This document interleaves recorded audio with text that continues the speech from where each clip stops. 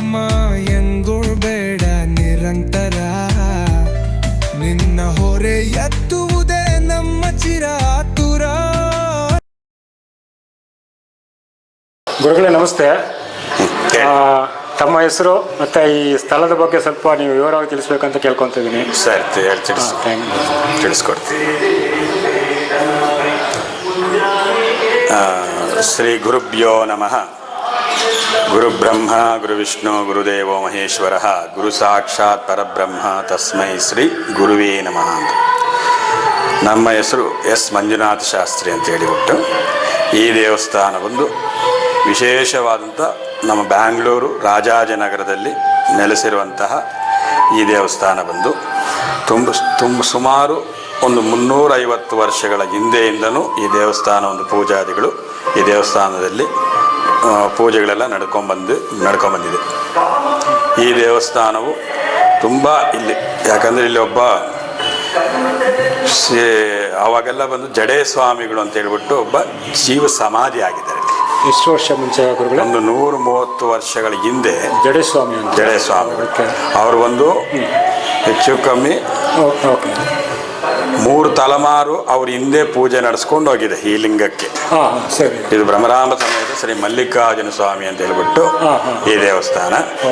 ಅವರು 3 ತಲೆಮಾರು ಹಿಂದೆ ಪೂಜೆ ನಡೆಸ್ಕೊಂಡು ಹೋಗಿರುವಂತಹ ಈ ದೇವಸ್ಥಾನದಲ್ಲಿ ಪುರಾತನವಾದ ಪುಣ್ಯಕ್ಷೇತ್ರ ಗವಿಮಠ ಮಲ್ಲಿಕಾರ್ಜುನ ಸ್ವಾಮಿ ದೇವಸ್ಥಾನ ಅಂತ ಹೇಳ್ಬಿಟ್ಟು ಹೆಸರಾಗಿದೆ. 350 ವರ್ಷಗಳ ಇತಿಹಾಸ ಇದೆ ಈ ದೇವಸ್ಥಾನದಲ್ಲಿ. ಈ ಸಾಧುಗಳು ಅವರೆಲ್ಲ ಇಲ್ಲೇ ಬಂದು ವಾಸವಾಗಿ ಈ ದೇವಸ್ಥಾನವನ್ನು ನಡೆಸ್ಕೊಂಡು ಪೂಜೆಯನ್ನ ನಡೆಸ್ಕೊಂಡು ಬಂದಿದ್ದಾರೆ. ಇದು 3ನೇ ತಲೆಮಾರೇ ಈ ಜಡೆ ಸ್ವಾಮಿಗಳು ಇಲ್ಲಿ ಜೀವ ಸಮಾಧಿ ಆಗಿರುವುದು. 3ನೇ ತಲೆಮಾರು 350 ವರ್ಷಗಳಂದ್ರೆ ಹಿಂದೆ ಅಲ್ವಾ. 3ನೇ ತಲೆಮಾರು ಇವರೇ. ಅವರು ಇಲ್ಲಿ ಜೀವ ಸಮಾಧಿ ಆಗಿರುವುದು. ಅವ್ರ ಜೀವ ಸಮಾಧಿ ಆದ ನಂತರ ಅದರ ಮೇಲೆ ಮಲ್ಲಿಕಾರ್ಜುನ ಸ್ವಾಮಿನ ಪ್ರತಿಷ್ಠಾಪನೆ ಮಾಡಿದರು. ಇದ್ರ ಒಳಗಡೆ ಬೇರೆ ಏನು ಇರಲಿಲ್ಲ, ಸ್ವಾಮಿ ಒಂದೇ. ಪ್ರತಿಷ್ಠಾಪನೆ ಆಗಿ ಎಷ್ಟು ವರ್ಷ ಆಗಬಹುದು? ಸುಮಾರು ಒಂದು 130 ವರ್ಷಗಳ ಹಿಂದೆ. 130 ವರ್ಷ ಹಿಂದೆ ಅವ್ರು 130 ವರ್ಷ ಆಯ್ತಲ್ಲ ಜಡೆ ಸ್ವಾಮಿ ಜೀವ ಸಮಾಧಿ. ಅದಾದ ನಂತರ ಸ್ವಾಮಿ ಪ್ರತಿಷ್ಠಾಪನೆ ಮಾಡಿದ್ರು. ಅದೇ ಲಿಂಗವನ್ನ ಅವ್ರು 3 ತಲಾಂತರದಿಂದ ಪೂಜೆ ಮಾಡ್ಕೊಂಡು ಬಂದಿರುವಂತ ತುಂಬಾ ಹಳೆಯ ದೇವಸ್ಥಾನ. ಇದು ಪುರಾತನವಾದ ದೇವಸ್ಥಾನ. ಇಲ್ಲಿ ಒಂದು ಪೂಜೆ ನಡೆಸ್ಕೊಂಡು ಹೋಗಿ ಅವರು ಜಡೆ ಸ್ವಾಮಿಗಳು. ಅದಾದ ನಂತರ ಭಕ್ತಾದಿಗಳು ಅವಾಗೆಲ್ಲ ಕಾಡು ಎಲ್ಲ ಕಲ್ಲು ಗಿಲ್ಲೆಲ್ಲ ಇರ್ತದೆ. ಇದೆಲ್ಲ ಅಷ್ಟು ಇಂಪ್ರೂವ್ಮೆಂಟ್ ಆಗಿರುವಂತ ದೇವಸ್ಥಾನ ಯಾವುದು ಅಲ್ಲ. ಇದು ಮೈನ್ ಪುರಾತನವಾದ ದೇವಸ್ಥಾನ ಅಂತ ಹೇಳೋದಕ್ಕೆ ಈ ದೇವಸ್ಥಾನವನ್ನ ನಾವು ಹೇಳ್ತೀವಿ. ಮಲ್ಲಿಕಾರ್ಜುನ ಸ್ವಾಮಿ ಪ್ರತಿಷ್ಠಾಪನೆ ಆಗಿದ್ದು. ಅದಾದ ನಂತರ ಒಂದು ಸುಮಾರು ವರ್ಷಗಳಾದ ನಂತರ ಒಂದು ಭ್ರಮರಾಂಬ ಸಮೇತ ಶ್ರೀ ಭ್ರಮರಾಂಬ ದೇವಿನ ಮತ್ತು ಗಣಪತಿ ಸುಬ್ರಹ್ಮಣ್ಯ ಸ್ವಾಮಿ ಎಡಗಡೆ ಇರೋದು ಭ್ರಮರಾಂಬಿಕಾ ದೇವಿ, ಭ್ರಮರಾಂಬ ದೇವಿ ಗಣಪತಿ ಸುಬ್ರಹ್ಮಣ್ಯ ಸ್ವಾಮಿನ ಮತ್ತೆ ಪ್ರತಿಷ್ಠಾಪನೆ ಆಗಿ.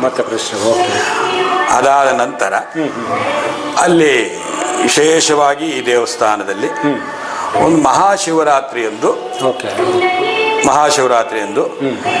ಸಾಧು ಸಂತರ ಪಾದ ಪೂಜೆ, ಸ್ವಲ್ಪ ವಿಶೇಷವಾಗಿ ಒಂದು ರುದ್ರ ಹೋಮ ಮತ್ತು ರುದ್ರಾಭಿಷೇಕ, 4 ಯಾಮದ ಕಾಲ ಅಭಿಷೇಕಗಳು. ಮಾರನೇ ದಿವಸ ಒಂದು 2,000 ಜನಕ್ಕೆ ಅನ್ನ ಸಂತರ್ಪಣಾ ಕಾರ್ಯಕ್ರಮ. 2,000 ಜನ ಮೇಲೆ ಸೇರ್ತಾರೆ. ಹೌದು. ಪ್ರತಿ ಶಿವರಾತ್ರಿಯೊಂದು ವಿಶೇಷವಾಗಿ ಒಂದು ಪೂಜಾದಿಗಳು ನಡೀತದೆ. ಮತ್ತೆ ವರ್ಷದಲ್ಲಿ 4 ಕಾರ್ತೀಕ ಸೋಮವಾರಗಳು ಬಹಳ ವಿಶೇಷ ಈ ದೇವಸ್ಥಾನದಲ್ಲಿ.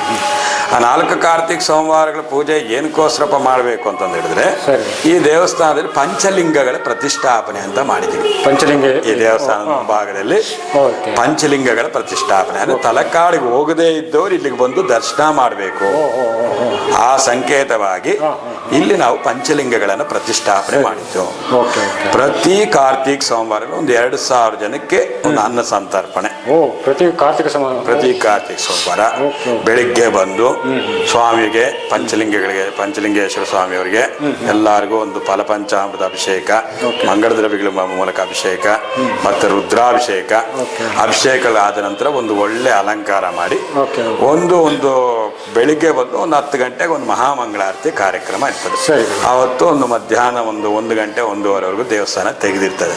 ಅವತ್ತೆಲ್ಲ ಪೂಜೆಗಳೆಲ್ಲ ನಡೀತಾ ಇರ್ತದೆ. ಮತ್ತು ಸಾಯಂಕಾಲ ದೀಪೋತ್ಸವ ಅಂತ ಮಾಡ್ತೀವಿ. ಸರಿ ಸರಿ. ಎಲ್ಲ ಭಕ್ತಾದಿಗಳು ಅವರೇ ಸಂಕಲ್ಪ ಮಾಡ್ಕೊಂಡು ಅವರೇ ಬಂದು ಇಲ್ಲಿ ದೀಪಗಳನ್ನು ಹಚ್ತಾರೆ.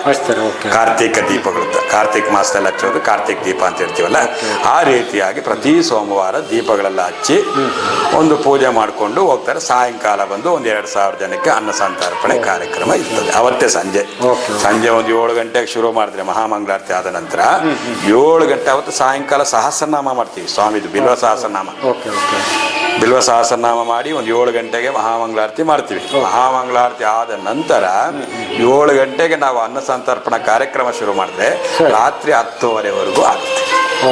ಅಲ್ಲಿವರೆಗೂ ಊಟ ಮಾಡ್ಕೊಂಡು ಹೋಗ್ತಾರೆ ಭಕ್ತಾದಿಗಳು. ದರ್ಶನ ಮಾಡ್ಕೊಂಡು ಸ್ವಾಮಿ ದರ್ಶನ ಮಾಡಿ ಊಟ ಮಾಡ್ಕೊಂಡು ಹೋಗ್ತಾರೆ. ಆ ರೀತಿಯಾಗಿ 4ನೇ ಕಾರ್ತಿಕ ಸೋಮವಾರ ಮಹಾರುದ್ರ ಹೋಮ, ರುದ್ರಾಭಿಷೇಕ, ರುದ್ರ ಹೋಮ ಎಲ್ಲ ಪೂಜೆಗಳಿರ್ತವೆ. ಮಾಮೂಲಿ ಅನ್ನ ಸಂತರ್ಪಣೆ ಕಾರ್ಯಕ್ರಮ. ಅದಾದ ನಂತರ ಪ್ರತಿ ಗುರು ಪೌರ್ಣಮಿಯೊಂದು ವಿಶೇಷವಾಗಿ ಗುರುಗಳು ಜೀವಂತ ಸಮಾಧಿ ಆಗಿರೋದ್ರಿಂದ ಇಲ್ಲಿ ಗುರು ಪೌರ್ಣಮಿ ಬಹಳ ವಿಶೇಷವಾಗಿ ವಿಶೇಷ ಇರುತ್ತೆ.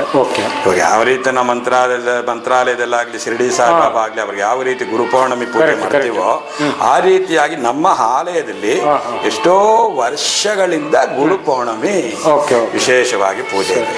ಪ್ರತಿ ಪೌರ್ಣಮಿಯಂದು ಕೂಡ ತುಂಬಾ ವಿಶೇಷ ಇಲ್ಲಿ ಈ ದೇವಸ್ಥಾನದಲ್ಲಿ. ಪ್ರತಿ ಪೌರ್ಣಮಿಗೆ ಬೆಳಿಗ್ಗೆ ಅಭಿಷೇಕ, ಅಲಂಕಾರ, ಪೂಜೆ ಎಲ್ಲ ಆದ ನಂತರ ಸಾಯಂಕಾಲ ವಿಶೇಷವಾಗಿ ಒಂದು ಅನ್ನ ಸಂತರ್ಪಣೆ ಕಾರ್ಯಕ್ರಮ ಇರ್ತದೆ. ಪ್ರತಿ ತಿಂಗಳು ಪೌರ್ಣಮಿ, ಪ್ರತಿ ತಿಂಗಳು ಪೌರ್ಣಮಿಗೆ ವಿಶೇಷ ಪೂಜೆ ಇರ್ತದೆ. ಆ ವರ್ಷದಲ್ಲಿ ಒಂದು ಸಲ ಗುರು ಪೌರ್ಣಮಿ ತುಂಬಾ ವಿಶೇಷವಾಗಿ ಅವತ್ತು ರುದ್ರ ಹೋಮ ಎಲ್ಲ ಇರ್ತದೆ. ರುದ್ರಾಭಿಷೇಕ, ರುದ್ರ ಹೋಮ, ವಿಶೇಷ ಅಲಂಕಾರ, ಸಾಯಂಕಾಲ ಅನ್ನ ಸಂತರ್ಪಣೆ ಎಲ್ಲ ಕಾರ್ಯಕ್ರಮಗಳು ಪ್ರತಿ ಗುರು ಪೌರ್ಣಮಿ ಒಂದು ಇರ್ತದೆ. ಮತ್ತೆ ಇಲ್ಲೊಂದು ಈ ದೇವಸ್ಥಾನದಲ್ಲಿ ಇನ್ನೊಂದು ವಿಶೇಷ ಏನಪ್ಪಾ ಅಂದ್ರೆ ಗಣಪತಿ, ಸುಬ್ರಹ್ಮಣ್ಯ, ಶಿವನಿಗೆ ಸಂಬಂಧಪಟ್ಟ ಪರಿವಾರ ದೇವತೆಗಳೆಲ್ಲ ಇಲ್ಲಿ ಗಣಪತಿ, ಸುಬ್ರಹ್ಮಣ್ಯ, ವಿಶೇಷವಾಗಿ ಒಂದು ಪ್ರತಿ ಆಡಿ ಕೃತ್ತಿಗೆಗೆ ವಿಶೇಷ. ಪ್ರತಿ ತಿಂಗಳು ಕೃತ್ತಿಗೆ ಪೂಜೆ ಈ ಸ್ವಾಮಿಗೆ ವಿಶೇಷವಾಗಿ ಆಗುತ್ತೆ. ಈ ತಿಂಗಳು 17ನೇ ತಾರೀಕೆ ಒಂದು ವಿಶೇಷ ಪೂಜೆ, ಕೃತ್ತಿಗೆ ಪೂಜೆ. ಆ ರೀತಿಯಾಗಿ ಪ್ರತಿ ತಿಂಗಳು ಕೃತ್ತಿಗೆ ಪೂಜೆ ಮಾಡ್ಕೊಂಡ್ಬಂದು ಆಮೇಲೆ ಬಂದು ಆಡಿ ಕೃತ್ತಿಗೆ ಅಂತ ಬರ್ತೀವಿ. ಆಷಾಢ ಮಾಸದಲ್ಲಿ ಜುಲೈಯಲ್ಲಿ ಬರ್ತದೆ. ಆ ಆಷಾಢದಲ್ಲಿ ಆಡಿ ಕೃತ್ತಿಗೆಗೆ ತುಂಬಾ ವಿಶೇಷ ಒಂದು 2 ದಿವಸಗಳ ಕಾರ್ಯಕ್ರಮ ಇದೆ. ಭರಣಿ ಕಾವಡಿ, ಆಡಿ ಕಾವಡಿ ಅಂತ ಮಾಡ್ತೀವಿ. ಆವಾಗ ಒಂದು ಸುಬ್ರಹ್ಮಣ್ಯ ಸ್ವಾಮಿ ಶಾಂತಿ ಹೋಮಗಳು, ಅಭಿಷೇಕ, ಅಲಂಕಾರ, ಪೂಜೆ ಎಲ್ಲ ತುಂಬಾ ವಿಶೇಷವಾಗಿ ಸುಬ್ರಹ್ಮಣ್ಯ ಸ್ವಾಮಿಗೆ ಪೂಜೆ ಆಗುತ್ತೆ. ಇಲ್ಲಿ ಮಹಾಗಣಪತಿ ಬಂದು ಸಿದ್ಧಿಯದ ವಿದ್ಯಾ ಗಣಪತಿ ಇರೋದು. ಮಕ್ಕಳಿಗೆ ವಿದ್ಯೆ ತುಂಬಾ ಚೆನ್ನಾಗಿರ್ತದೆ. ಇಲ್ಲಿ ಬಂದು ಸ್ವಾಮಿ ದರ್ಶನ ಮಾಡ್ಕೊಂಡು ತುಪ್ಪ ದೀಪ ಹಚ್ಚಿದ್ರೆ ಗಣಪತಿಗೆ ಅವ್ರಿಗೆ ವಿದ್ಯೆ, ಅವ್ರು ಏನ್ ಅನ್ಕೊಂಡಿರ್ತಾರೋ ಅಷ್ಟಕ್ಕನ್ನ ಹೆಚ್ಚಿಗೆ ಮಾರ್ಕ್ಸ್ಗಳು ತೆಗಿತಾರೆ. ಅದು ತುಂಬಾ ವಿದ್ಯಾ ಗಣಪತಿ ತುಂಬಾ ವಿಶೇಷವಾಗಿ. ಅದು ಅರಕೆ ಹೊತ್ಕೋಬೇಕು. ಏನ್ ಅರಕೆ ಹೊತ್ಕೋಬೇಕಾದ್ರೆ ಒಂದು ಸಂಕಷ್ಟ ಚತುರ್ಥಿ ಮುಂದೆ ಒಂದು 9 ದಿನಗಳ ಕಾಲ ಆ ಸ್ವಾಮಿಗೆ ಒಂದು ತುಪ್ಪದ ದೀಪ ಹಚ್ಚಿ, ಇಲ್ಲಿ ಅರಳಿ ವೃಕ್ಷ ಇದೆ, ಅಶ್ವತ್ಥ ಮರ ಕೆಳಗಡೆ ಕೂತ್ಕೊಂಡು ಅವ್ರ ಕಷ್ಟವಾದ ಸಬ್ಜೆಕ್ಟ್ ಏನಿದೆ ಅದು ಓದ್ಕೊಂಡು ಹೋದ್ರೆ ಇಲ್ಲಿ ಅವ್ರಿಗೆ ಮಕ್ಕಳಿಗೆ ಒಳ್ಳೆ ವಿದ್ಯೆ ಬರುತ್ತೆ. ವಿದ್ಯೆಗಿಂತ ಬಿಗಿಲಾದಿದೆ. ಆ ರೀತಿಯಾಗಿ ಆ ಮಕ್ಕಳಿಗೆ ಒಂದು ಒಳ್ಳೆ ವಿದ್ಯೆ ಬರ್ತದೆ. ಆ ಗಣಪತಿಗೆ ಒಂದು ಪೂಜೆಗಳೆಲ್ಲ ಮಾಡೋದ್ರಿಂದ ಅದು ತುಂಬಾ ವಿಶೇಷವಾಗಿ. ಆಮೇಲೆ ಬಂದು ಇಲ್ಲಿ ನಮ್ಮ ಗವಿ ಮಠದಲ್ಲಿ 9 ನವಗ್ರಹ ವೃಕ್ಷಗಳಿದೆ. ಎಷ್ಟು ವರ್ಷ? ಸುಮಾರು ಒಂದು 150 ವರ್ಷಗಳಿದೆ. ಯಾಕಂದ್ರೆ ಅಲ್ಲಿ ಇರುವಂತಹ ಸ್ಥಳಕ್ಕೆಲ್ಲ ಸ್ವಲ್ಪ ಬಂದು ಇಲ್ಲಿ ನಮಸ್ಕಾರ ಮಾಡಿ ಹೋಗ್ಬೇಕಾರೆ ಇಲ್ಲಿ ಏನು ಉದ್ಭವ ಮೂರ್ತಿ ಏನಾದ್ರು ಇತ್ತ? ಯಾವ ತರ ಮೂರ್ತಿ ಇರ್ಲಿಲ್ಲ.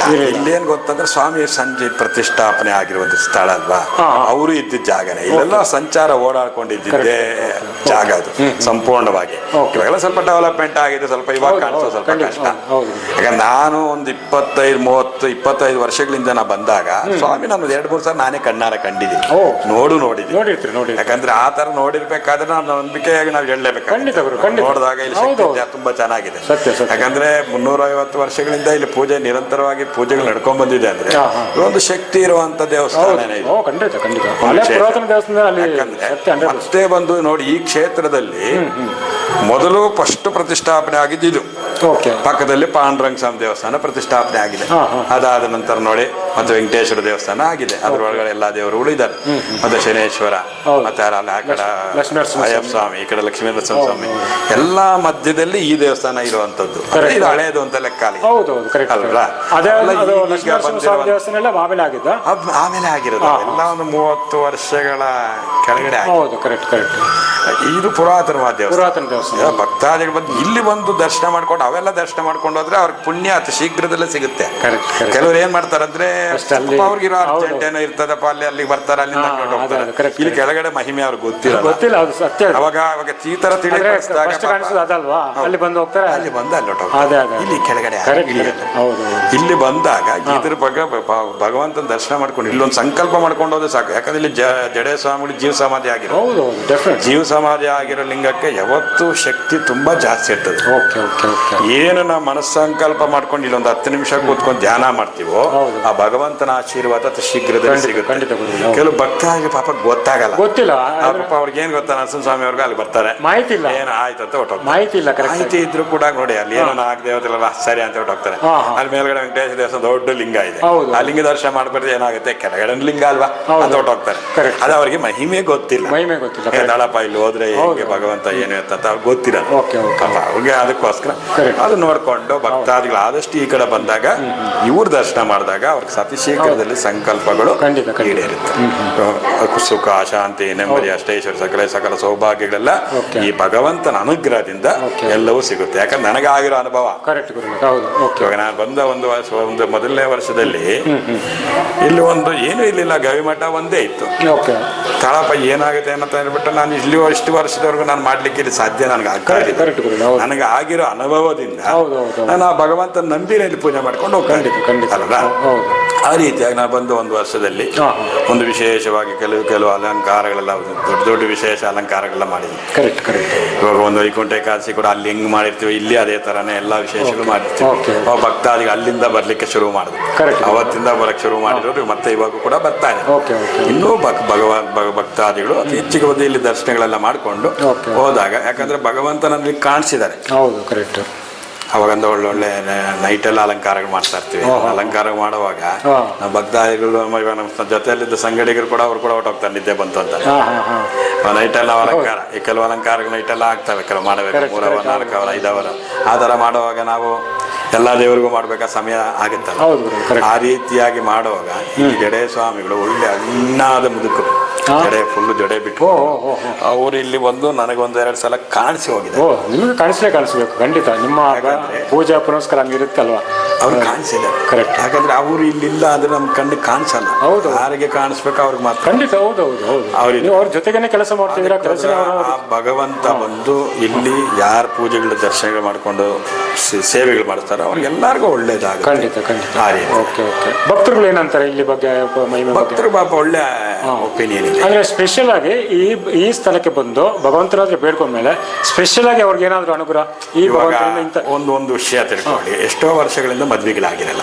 ಒಂದು ಉದಾಹರಣೆ, ಅವರು ಕೂಡ ಇಲ್ಲಿ ಸಂಕಲ್ಪ ಮಾಡ್ಕೊಂಡು ಹೋಗಿದ್ದಾರೆ, ನಿಮ್ಮ ಕ್ಷೇತ್ರದಲ್ಲೇ ಬಂದು ಇಲ್ಲೇ ನಾವು ಮದುವೆ ಆಗ್ತೀವಿ, ನಮ್ಗೊಂದು ಅನುಕೂಲ ಮಾಡಿ ನೋಡಿ. ಅವ್ರಿಗೆ ಒಂದು ಒಳ್ಳೆ ಕಡೆ ದಾರಿ ಕೊಟ್ಟಾಗ ಇಲ್ಲೇ ಒಂದು ಮದುವೆಗಳು ಮಾಡ್ಕೊಂಡು ಫಾರಿನ್ ಹೋಗಿರೋರು ಇದ್ದಾರೆ. ಇಲ್ಲಿಂದ ಮದುವೆಗಳಾಗಿ ಫಾರಿನ್ ಹೋಗಿದ್ದಾರೆ, ಅಲ್ಲೇ ಸೆಟ್ಲ್ ಆಗಿದ್ದಾರೆ.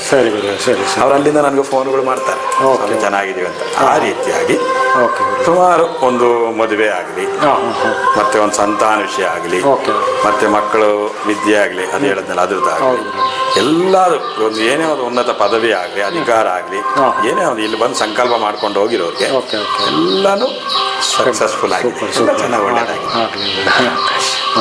ಬೇರೆ ಏನಾದ್ರು ವಿಶೇಷ ವಿಶೇಷಗಳಂದ್ರೆ ಅಷ್ಟೇ, ಭಕ್ತಾದಿಗಳು ಬರಬೇಕು, ಒಳ್ಳೆ ಸೇವೆ ಮಾಡಬೇಕು, ಚೆನ್ನಾಗಿ ಅನುಕೂಲ ಆಗಬೇಕು ಅಷ್ಟೇ. ಒಳ್ಳೆ ಮಾಹಿತಿಯನ್ನು ಕೊಟ್ಟಿದ್ರಿ ಈ ಜಾಗದ ಮಹಿಮೆ ಬಗ್ಗೆ. ತುಂಬ ಧನ್ಯವಾದಗಳು ಗುರುಗಳೇ, ತುಂಬ ಧನ್ಯವಾದಗಳು. ಒಳ್ಳೆಯದು. Thank you. ಸರ್ವೇ ಜನ ಸುಖಿನೋ ಭವಂತು. ಥ್ಯಾಂಕ್ ಯು ಗುರುಗಳೇ, ವಂದನೆಗಳು.